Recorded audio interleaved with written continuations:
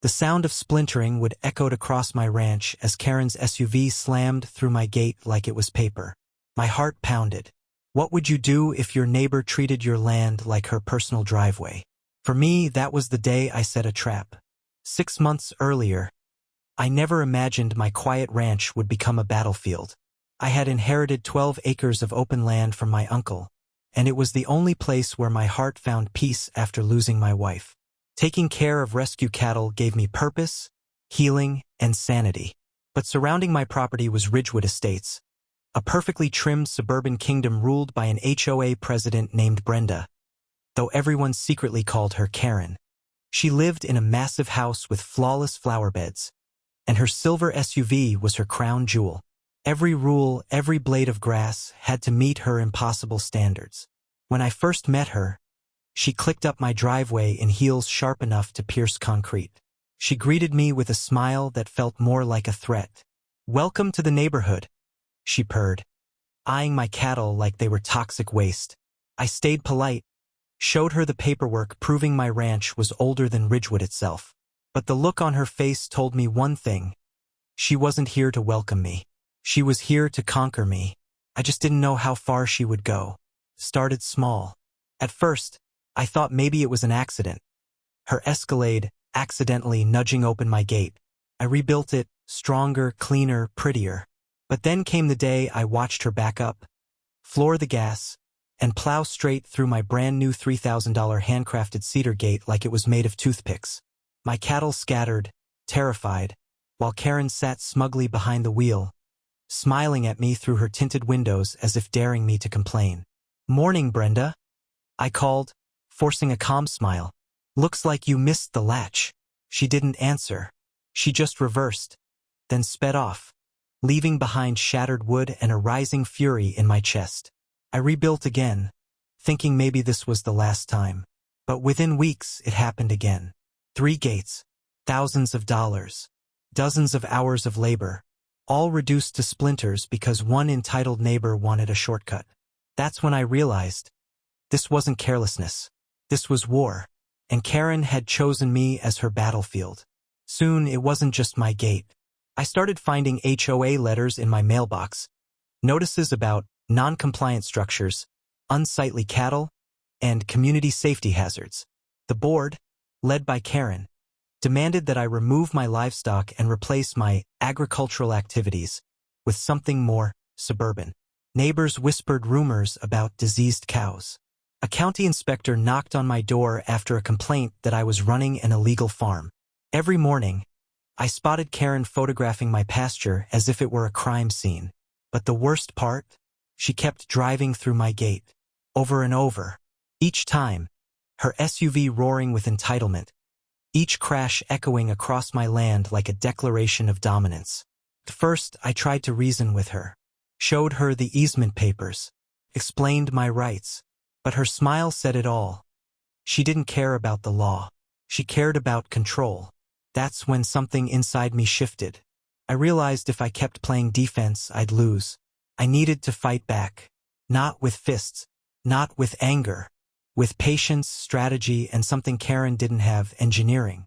That night, sipping coffee in my workshop, I whispered to myself, "Let's see how you like my next gate." The plan was simple but deadly effective. I would build a gate that looked identical to the ones Karen destroyed. Same cedar planks, same rustic design, same stain. But hidden beneath the wood would be a steel skeleton strong enough to stop a freight train. I sketched it out on scrap paper, calculating the impact forces, the angles, and the crumple zones. I wanted it to look fragile but fight back like a tank. The outer layer would splinter dramatically, fooling anyone watching into thinking it had shattered. But the steel frame underneath would stay intact, and her SUV would pay the price. My friend Roy helped me install motion-activated cameras, positioned at perfect angles. Every second of impact would be captured in crystal-clear HD, uploaded to the cloud instantly. There would be no escaping the evidence. As I welded the steel beams together, sparks flying in the dark, I felt a calm I hadn't felt in months. This wasn't just about a gate anymore. This was about reclaiming my peace. By dawn, Supergate 2.0 stood tall, disguised as an innocent wooden barrier. To Karen, it looked like victory waiting to happen. To me, it was a trap waiting to be sprung. It happened on a Tuesday morning. I was sipping coffee on my porch when I heard it, the low growl of Karen's Escalade engine. Through the window, I watched her back up, her expression smug and confident. She'd destroyed 3 of my gates already. Why should today be any different? "Morning, Brenda," I called out cheerfully, raising my mug in salute. "Beautiful day for a drive, isn't it?" She smirked, shifted into drive, and floored the gas. The SUV surged forward, gravel spraying, engine roaring, headlights locked on my new gate. 20 yards, 15, 10, and then impact. The wooden facade exploded in a shower of splinters, but the steel core didn't budge an inch. The sound was glorious, a symphony of crumpling metal, shattering glass, and screaming arrogance. Her Escalade crumpled like a soda can, airbags blasting open as smoke hissed from the engine. I strolled forward slowly, coffee still steaming, savoring every second. "Gosh, Brenda," I said, tilting my head. "Looks like you missed the latch again." Her eyes, wild with rage and shock, glared at me through the spider-webbed windshield. She knew I had set her up. And the best part? My cameras had captured every second. The footage was undeniable. Karen hadn't just accidentally driven into my gate. She had lined up, floored the gas, and deliberately rammed it.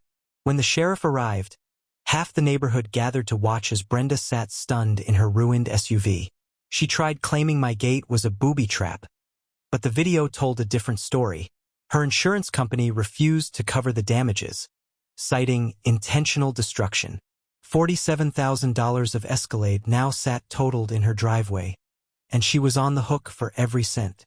Word spread fast. Neighbors who once feared her began whispering, then laughing, then openly siding with me. HOA members resigned. The Queen had lost her crown. And me? My gate needed just $200 worth of cosmetic repairs. But the real repair was to my peace. In the end, it wasn't anger or violence that stopped Karen. It was patience, planning, and a little creativity. Bullies like her think they can bulldoze through anyone's life. But sometimes, the strongest wall isn't just steel. It's the resolve to fight back smartly. So what would you have done in my place? Drop your own HOA or Karen nightmare in the comments. Let's remind the world that standing up to entitlement isn't just possible. It's powerful. Because sometimes, the sweetest revenge is watching a bully crash into the trap they